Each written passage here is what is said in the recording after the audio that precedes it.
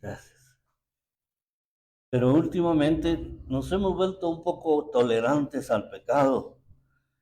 Y no solamente en cuanto a personas no creyentes, porque es normal que una persona no creyente peque y que nosotros nos relacionemos con ellas y que en algún momento dejemos que la amistad de esa persona nos va influenciando a nosotros negativamente, en vez de nosotros influenciarlo positivamente. Ese ya es un mal, digámoslo así.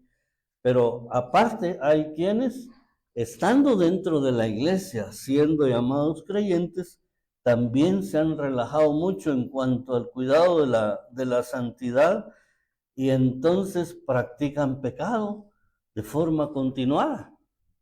Y la iglesia también lo tolera.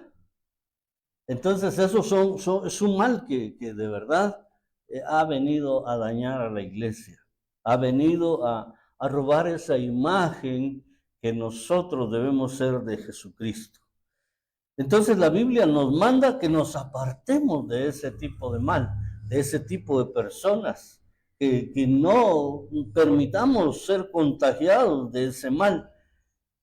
De hecho, Pedro, cuando vio la santidad del Señor, Pedro estaba pescando, ¿verdad? Y no había pescado nada en toda la noche. El Señor Jesús apareció a la mañana y le dijo, para acá a la derecha, Pedro, echa la red. Le hizo caso y después no podía sacar la red con tantos peces que había atrapado. Y entonces él se sintió tan inmundo, tan sucio, que le dijo, Señor, apártate de mí, porque soy hombre pecador. Pero este es desde la perspectiva contraria. Pedro, sintiéndose inmundo, sintiéndose mal por ser pecador, le dijo a Jesús, apártate de mí.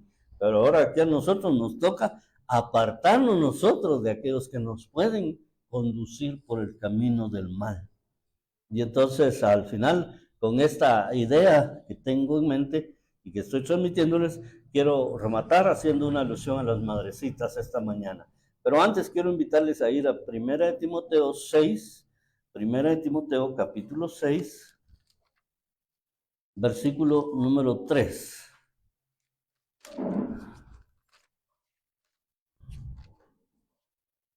1 Timoteo 6, versos 3 al 5. Entonces, cuando lo encuentren, me dice amén. Vamos a hacer nuestra confesión bíblica. Parece que muchas madres hoy se fueron a celebrar el Día de la Madre, porque no, no vinieron o las llevaron. Una vez que fueron y otra vez que las llevaron. Bueno, espero yo que me lleven para el Día del Padre también, pero la vamos a perdonar. Primera de Timoteo, ¿ya lo tienen? 6, 3 al 5. Vamos a leer, pero antes, ahí sentaditos, vamos a hacer la confesión bíblica. Decimos, mi Biblia es la palabra de Dios. Revela a Jesucristo mi Salvador, quien nació, murió y resucitó para salvarme del pecado y condenación. Me enseña de la fe, santidad y amor para predicar su gracia y perdón. Desde mi familia y congregación hacia la nación y toda la creación. Y el pueblo de Dios dice, somos casa, somos familia, somos iglesia busca a Dios y somos ejemplo de servicio. Ahora sí nos ponemos sobre nuestros pies y leemos estos versículos en el capítulo 6 de 1 Timoteo, los versículos 3, 4 y 5. Si puede leer conmigo, hágalo. Estoy en Reina Valera 1960.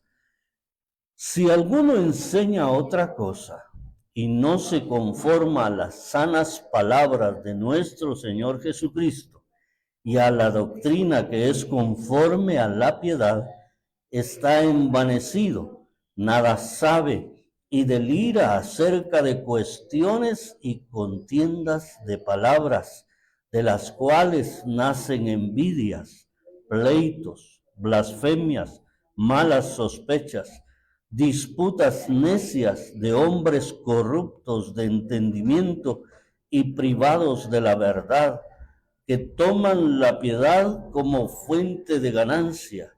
Apártate de los tales. Siéntate, pero no te apartes de los que están aquí. El tema para hoy es como lo manda la Escritura. Entonces, si formamos el tema completo con el tema del año, el del ciclo y el de hoy, sería: soy ejemplo de servicio, apartándome de los que se conducen mal, como lo manda la Escritura. Soy ejemplo de servicio, apartándome de los que se conducen mal, como lo manda la Escritura. Es decir, quien manda esto es la Escritura.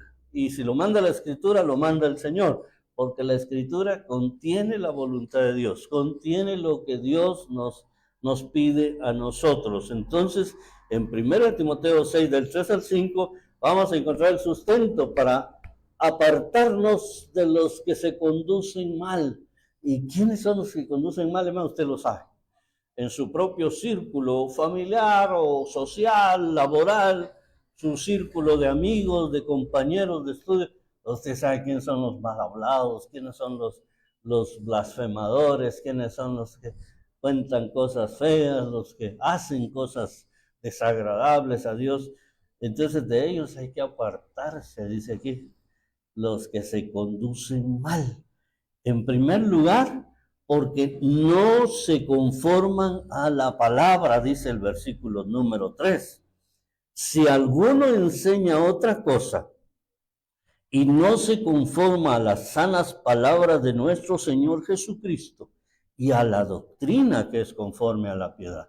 Pero quiero que noten y no pierdan de vista que estamos hablando de dos posibles escenarios que igualmente pueden terminar perjudicando nuestra vida espiritual. Los que se conducen mal pueden ser personas no creyentes. Bueno, de hecho son personas no creyentes que pueden tener otro tipo de prácticas religiosas, que pueden adorar a otros dioses, a otros ídolos, pueden simplemente ser ateos, pero que no son parte de la iglesia. Pero también están aquellos que, estando dentro de la iglesia, también se conducen mal, no se conducen conforme a la palabra del Señor. Se hace claro ejemplo de aquellas personas que enseñan otras cosas, dice aquí, y no se conforman, quiere decir, no se sujetan, no son moldeadas, no son dirigidas, no viven de acuerdo con lo que manda la Biblia. Eso es lo que está diciendo este versículo. Si alguno enseña otra cosa y no se conforma a las palabras de nuestro Señor Jesucristo, está estableciendo sus propias reglas de juego constantemente en su vida. Vive conforme a lo que piensa, conforme a lo que siente, pero no conforme a la palabra del Señor. Y yo le pregunto a usted, ¿conforme a qué vive usted? ¿Será que usted y yo vivimos conforme a la palabra? Si no, puede ser que de nosotros esté hablando este pasaje. Si nosotros estamos viviendo de manera que nos dejamos guiar por nuestros impulsos, por nuestros pensamientos, por nuestra propia filosofía, por lo que creemos que es nuestra sabiduría humana, o por nuestros sentimientos incluso, entonces no estamos conforme a la palabra, no estamos viviendo conforme a lo que la Biblia enseña. Ahora, fíjense bien que dice que no se están conformando, no se están conformando. Parece un poquito a lo que dice 1 Corintios 12, no os conforméis a este siglo. Yo no sé si ustedes se recuerdan, amados hermanos, pero yo les dije alguna vez o varias veces a lo mejor que este conformar en 1 Corintios es tomar la forma de, dejarse atrapar por un molde.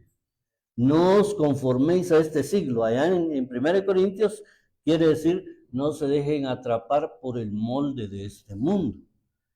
En cambio aquí no se conforman, quiere decir que la palabra de Jesús no la están tomando en cuenta. Las palabras de Jesucristo no están siendo autoritativas para ellos. Aquellas personas que hablaron en nombre de Jesús y que trasladaron lo que Jesús enseñó, no lo están atendiendo, lo están dejando de lado, no están creciendo espiritualmente conforme a esa enseñanza, conforme a las palabras de Jesús, sino probablemente lo están haciendo conforme a otro tipo de palabra, a otro tipo de filosofía. Seguramente ustedes en el tiempo que llevan de ser cristianos han escuchado a diversos predicadores y nos damos cuenta que hay predicadores muy buenos, muy versados, muy hábiles en la oratoria, pero si uno les pone cuidado, si uno les pone atención, muchas veces sus enseñanzas no son basadas en la Escritura. Entonces significa que la predicación puede ser muy cautivante y muy bonita, pero si no es basada en la Escritura, entonces no se está conformando a las sanas palabras de nuestro Señor Jesucristo. Vean ustedes qué fino es el asunto. No necesitamos estar frente a uno con cara de diablo para decir, no, yo me alejo de él. No, a veces tenemos que ser muy sensibles, muy inteligentes, muy atentos a lo que nosotros escuchamos, o lo que hablamos con nuestras amistades, por ejemplo, de qué tema están hablando, cómo lo están abordando, por qué lado lo están agarrando ellos, en qué se están basando para decir lo que dicen o para enseñar lo que enseñan. Dice también en el verso 3, no se conforma a la sana doctrina de nuestro Señor Jesucristo y a la doctrina que es conforme a la piedad. Una es las palabras de Jesucristo y otra es la doctrina que es conforme a la piedad. ¿Quién de ustedes sabe qué es doctrina? Mucho se habla de la sana doctrina, ¿va? No, si en nuestra iglesia sí tenemos sana doctrina. ¿Cómo sabemos qué es sana doctrina? ¿Qué quiere decir doctrina? Doctrina no es otra cosa que enseñanza. La enseñanza que es conforme a la piedad, es decir, la enseñanza que es conforme a la piedad es aquella que se refiere o que enseña a las personas a actuar conforme al amor, la ayuda al prójimo, la entrega de uno mismo en servicio a los demás y, por supuesto, a cumplir los mandamientos o el mandamiento del Señor. Ese mandamiento mediante el cual el Señor nos enseña y nos guía y nos revela que Dios es amor y que nosotros esencialmente en nuestra vida debemos amar a los demás como Dios nos ha amado a nosotros. Esa es la enseñanza conforme a la piedad. La piedad tiene que ver con una búsqueda sincera, constante e intensa de Dios nuestro Señor y de su palabra, de su enseñanza. Entonces, amados hermanos, este es un versículo muy crucial para esta enseñanza. Nosotros tenemos que tratar de apartarnos de los que se conducen mal.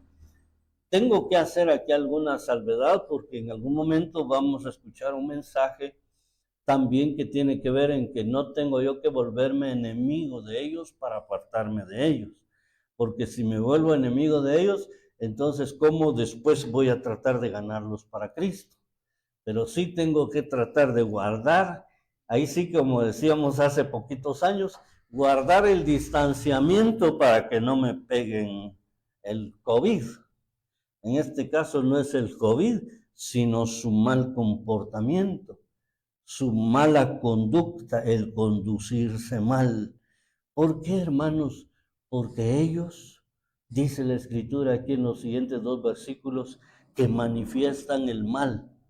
Ellos manifiestan, aunque tal vez su intención consciente no sea esa, de expresar, de manifestar el mal, pero con su forma de actuar, con su forma de enseñar o de manejarse en la vida, lo están haciendo. Miren lo que dice el 4 y el 5. Está envanecido el que no vive conforme a las sanas palabras de Jesucristo y a la sana o a la doctrina que es conforme a la piedad. Esa persona dice que está envanecida, nada sabe. ¿Qué quiere decir que nada sabe? ¿O qué palabra usamos cuando alguien no sabe nada? Que es ignorante. O sea, si a usted le dicen que es ignorante porque no sabe cómo se hace un barco, No se preocupe, simplemente el señor que no sabe hacer un barco. Pero eso no quiere decir que sea ignorante en todo. En otras cosas tal vez no lo es. Entonces esa palabra no debe ser un insulto, hermanos. La ignorancia es simplemente que no sabemos hacer aquello. Y este es el problema de ellos. Son ignorantes en el sentido de que están yendo por otro rumbo. Y luego dice, y delira acerca de cuestiones y contiendas de palabras de las cuales nacen envidias, pleitos, blasfemias, malas sospechas, disputas necias de hombres corruptos de entendimiento y privados de la verdad, que toman la piedad como fuente de ganancia. Eso es lo que pasa, esa es la manifestación del mal. Fíjense que al final, ¿qué dice? Lo que hay en la ley, ¿qué es lo que dice? La última parte del versículo 6, o 5, perdón. Apártate, apártate de los tales. Es una consigna, es una orden decisivamente. Apártate de los tales. Nos manda que nos apartemos de ellos. No podemos compartir con las personas que no se conforman a las palabras de nuestro Señor Jesucristo o que no se conforman a la doctrina que es conforme a la piedad. Porque esas personas, en primer lugar, dice el verso 4, que están envanecidos. El estado de envanecimiento se refiere a alguien que no escucha razones, pues se tiene a sí mismo como Dios. Eso es estar envanecido, es sentirse la mamá de los pollitos, es sentirse alguien superior, es sentirse que sabe más que los demás, cuando en realidad lo que está hablando no se conforma a las palabras de Jesucristo ni a la sana doctrina. Se encuentra fuera de la razón de su verdadero contexto de vida. Entonces, amados hermanos, esa persona, por eso dice aquí que nada sabe, que es ignorante por estar envanecido, solamente ve lo que él desea ver y por lo tanto en esa arrogancia casi que forma un mundo particular para él y donde él es el centro de todo. Cuando hablamos de que una persona se siente el centro de todo, estamos hablando de un pecado, de una situación extrema muy desagradable que tiene que ver con el ego. Fíjense que en el tema del ego relacionado con nosotros hay tres, yo considero que son tres niveles del ego. Primero está el egoísmo. ¿Qué es egoísmo? Es querer todo para mí, es pensar que todo me pertenece a mí. Eso es egoísmo. Pero luego está el egocentrismo. Eso del egocentrismo es pensar que yo soy el centro de todo. Es que si yo no estoy, no está alegre la fiesta. Si yo no llego, el culto no está bonito. No, aquí el centro de todo es nuestro Señor Jesucristo.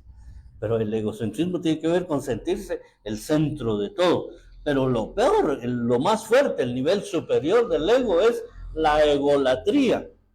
La egolatría es un parangón de idolatría, pero es sintiéndome yo el que debe ser adorado, el que debe ser exaltado, el que debe ser reconocido. Eso es egolatría. Entonces estas personas realmente que están envanecidas, realmente están mal, hermano. Como diría hermana Janet, estamos mal, hermano. Pero la verdad es que así es, están mal las personas y están mal y aquellos que se quieren neciamente juntar con ellos sabiendo que esas personas están envanecidas. ¿Por qué? Porque al estar envanecidas se han encerrado tanto en ese su mundo que dice la Biblia aquí que no saben nada. Parece que lo supieran todo, pero la verdad es que no saben nada. En ese envanecimiento, o sea, el no tener un fundamento verdadero, ignoran a Dios e ignoran la verdad. Por eso es que no saben nada. Pueden saber de muchas cosas, pero ese conocimiento no les vale para nada porque no saben del Dios verdadero y no saben de la verdad. Ese es el no saber nada. Pero luego viene otro nivel de desenfreno. Deliran, dice. Deliran, ¿qué es delirar? Fíjese que mi abuelito ya está delirando. Dice que me dejó 10 cuerdas de terreno, solo 5 me dejó. Aunque no son los abuelitos los que le dejan, sino son los papás, ¿va? Cuando hay, pues, dice que mejor está delirado o está hablando cosas que no razona, cosas que no están en su raciocinio, porque está en un estado de enfermedad o en un estado de enajenamiento mental, ya como decimos comúnmente, está fuera de sí. Habla incoherencias, habla cosas que no tienen sentido. Eso es delirar. Y aquí la Biblia dice que estas personas de las que estamos hablando, que están envanecidas, que no se conforman a la palabra de Jesucristo, que no se conforman a la piedad, ellas realmente están delirando y deliran acerca de cuestiones y acerca de contiendas de palabras. Contiendas de palabras. Eso es el efecto de no saber nada. Al no saber nada, entonces tienen que hablar de algo, pero hablan de lo que no saben. Entre menos sabemos en verdad, más deliramos. Por eso es importante, mis hermanos, me regalas un poquito, perdona. Es importante que nosotros leamos la Biblia, que nosotros estudiemos la palabra de Dios, porque si no sabemos de la palabra de Dios, cuando tratemos de hablar de ella, vamos a empezar a delirar, porque vamos a empezar a decir cosas que no están fundamentadas aquí, que no están sustentadas, gracias. Y vamos a hablar incoherencias. Y corremos el riesgo de irnos envaneciendo, de irnos apartando poco a poco de la verdad de Jesucristo.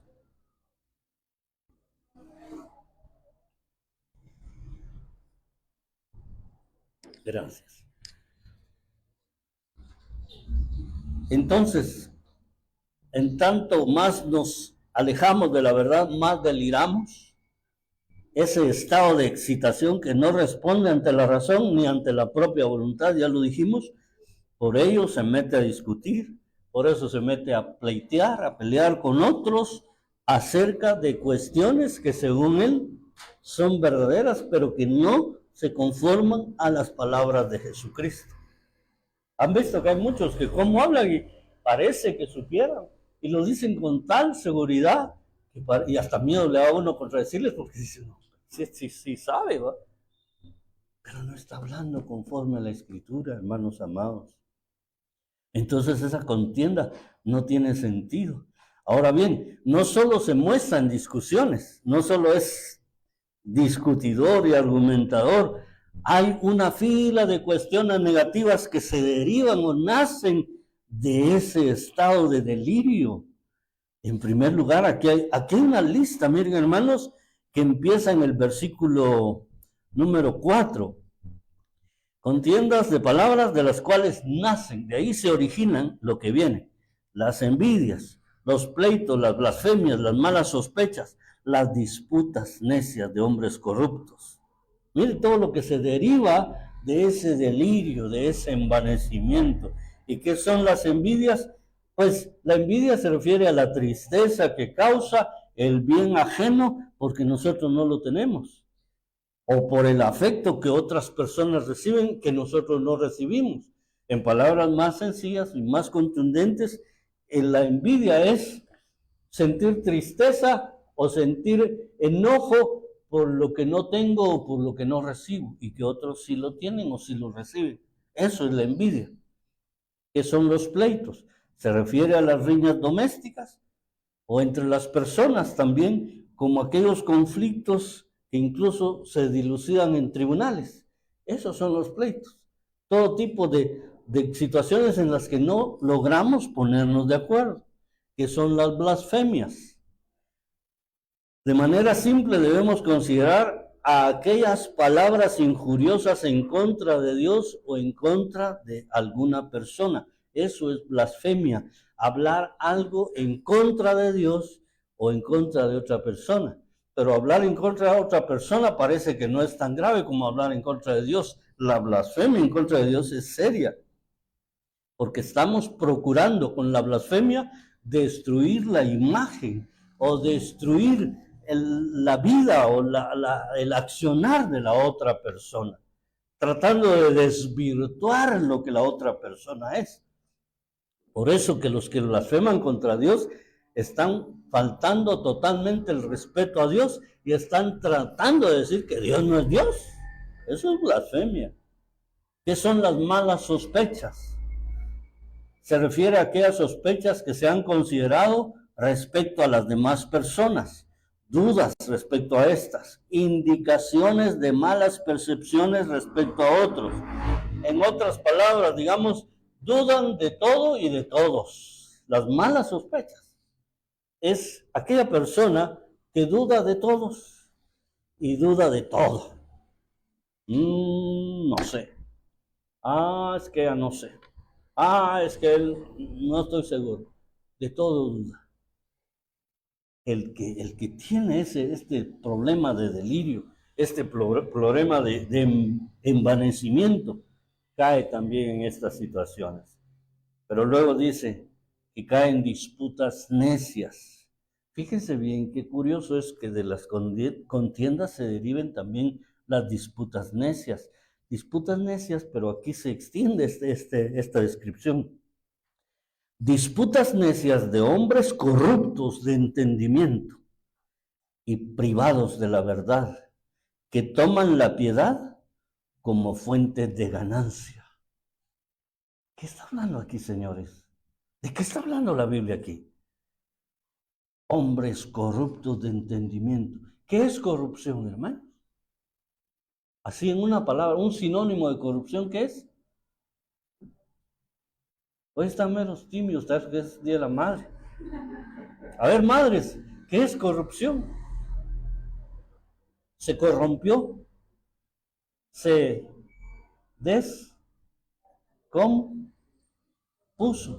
Las madres se componen, ¿verdad? Pero la corrupción es lo que se descompone. Corrupción es cuando a uno lo llevan al panteón, lo entierran ahí, pues se murió, pasaron los días, las semanas, los meses, los años y de repente ya ese cuerpo se descompuso, se corrompió, ya perdió su aspecto original. Entonces cuando dice aquí que los hombres estos son corruptos de entendimiento, quiere decir que su entendimiento se fue deshaciendo, se fue descomponiendo. Se volvieron privados de la verdad, ya sin un entendimiento efectivo, difícilmente van a conocer la verdad. Y entonces por eso es que se van por otro lado. Y dice, antecitos hablamos de la piedad. Y la piedad dijimos que es todo aquello que tiene que ver con las cosas de Dios, con el amor al prójimo, con el amor al prójimo, perdón, con la ayuda a los demás, con el servicio a los demás. Y entonces ellos toman esa piedad como fuente de ganancia. Entonces lo que pasa es que empiezan a hacer cosas que aparentemente son buenas. Quizás lleguen a su casa y le digan, vengo a orar por usted porque el Señor me mandó y el Señor dice que usted ha tenido este y este problema. Y cabal le atinó, usted ha estado en problemado. Y dice, este hombre de Dios vino acá. Y solo me tiene que dar una ofrenda de 200 quetzales y yo voy a orar por usted para que usted sea libre. Yo no sé si llegó alguien como usted así, pero suele suceder.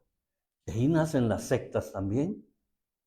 Usted va y tiene que dar tal cantidad o tal situación para que puedan hacer algo por usted. Por eso dice que convierten la piedad en fuente de ganancia. Eso es lo que está pasando, mis amados hermanos. De ellos nos tenemos que apartar nosotros. No nos juntemos con ellos y no nos volvamos como ellos.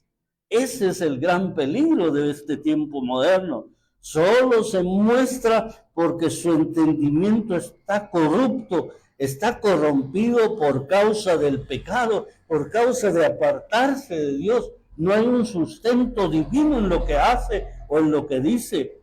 Carecen de la verdad y por esa causa aquella doctrina de la verdadera piedad se convierte, se pervierte más bien en una fuente de ganancia particular para ellos, que les puede traer un beneficio inmediato, sí, pero a la postre va a ser su perdición. De ellos hay que apartarse. Lo que les interesa es ganar de donde sea y por lo tanto no hay afecto en su vida. No hay afecto en su vida. No lo hacen porque usted les cayó bien, no lo hacen porque Dios le mandó, porque de verdad le aman. Lo hacen porque ellos están viendo cómo alimentan ese estado de delirio y de envanecimiento. Espero yo que usted haya entendido quiénes son esas personas, de qué personas estamos hablando. Y en resumen, díganme ustedes, ¿qué es lo que tienen que hacer con ellas? ¿Matarlas dijeron? No. No, ¿verdad? No. Sí, apartarnos de ellas. Apartarnos, sencillamente. ¿Ustedes recuerdan lo que describe la Biblia acerca de Job? Este hombre es perfecto y recto, temeroso de Dios, ¿y qué más? Apartado del mal. Apartado del mal. O sea, como que no basta solo con ser temeroso de Dios, ser buena gente, ser agradable, ser servidor del Señor, sino también hay que andar con las antenitas, diría aquel personaje, bien paraditas para apartarnos del mal. Y en este caso vamos a hablar estas 6 semanas de apartarnos de aquellos que se conducen mal. De esas personas debemos apartarnos, no debemos compartir con ellos, no debemos esperar ser parte de esas personas, ni que ellas sean parte de nosotros, ni nosotros parte de sus vidas o de sus negocios, ni cualesquiera de las acciones de vida que se desea realizar. Por ahí les va a caer un mensaje, yo creo que es en los grupos donde se nos va a hablar de no unirnos en yugo desigual. Y ahí vamos a entender mucho mejor ese versículo ahora, de no unirnos en yugo desigual. Estamos hablando de apartarnos de todos ellos. Así que, mis amados hermanos, debemos apartarnos de todos aquellos que se conducen mal, que están fuera de la verdad, que no se conforman a lo que manda la palabra de Dios, la Biblia. En la Biblia se nos indica que somos salvos, que no tenemos ni debemos tener comunión con los que practican el pecado. Principalmente con quienes llamándose hermanos sean practicantes de pecado. Por ello, al apartarnos de los que hacen mal, nosotros estamos preparados, mejor preparados para volvernos a Dios. Y ya termino, pero quiero hacer algo similar a lo que hice ayer en el grupo en donde estuvimos.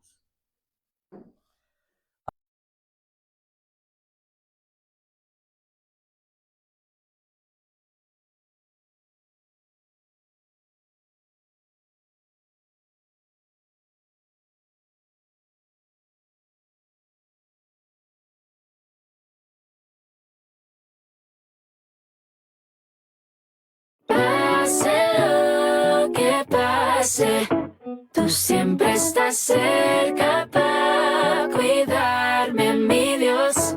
Te siento tan cerca, siempre tan presente, no te cuesta. No me falta nada, pues tú me complementas. Mi guía, mi pastor, el que me sustenta. Tú llegas más rápido que Bolt en las carreras. Sanaste lo que el tiempo no curaba. Mis cargas te entregué, sabía que me cuidabas. Ya no hay nada que me mueva de tu casa.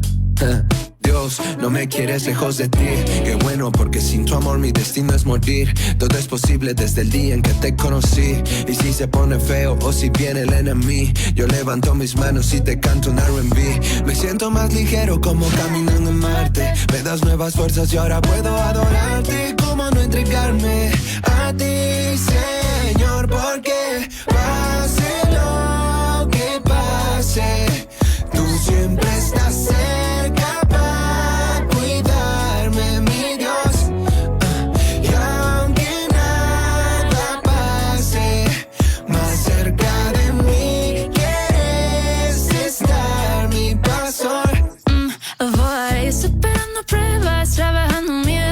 Es diferente, pues tú estás en eso. Quiero ser tu siervo, seguir tus sueños. Sé que a tu manera todo obrará para para bien. Contigo no puedo perder, en tu presencia me siento bien. Gracias por cuidarme también, en tu presencia yo me encontré. He descubierto muchas cosas de tu corazón. Eres atento, paciente, el gran yo soy. Y últimamente me pregunto seriamente, ¿cómo puede ser que quieras conocerme? Si eres tan grande, tan bueno, tan fuerte, no merezco ni siquiera que te acerques. Pero eres mi pastor, limpiaste mis pecados y me trajiste de vuelta al rebaño. Mi pastor, tú me salvaste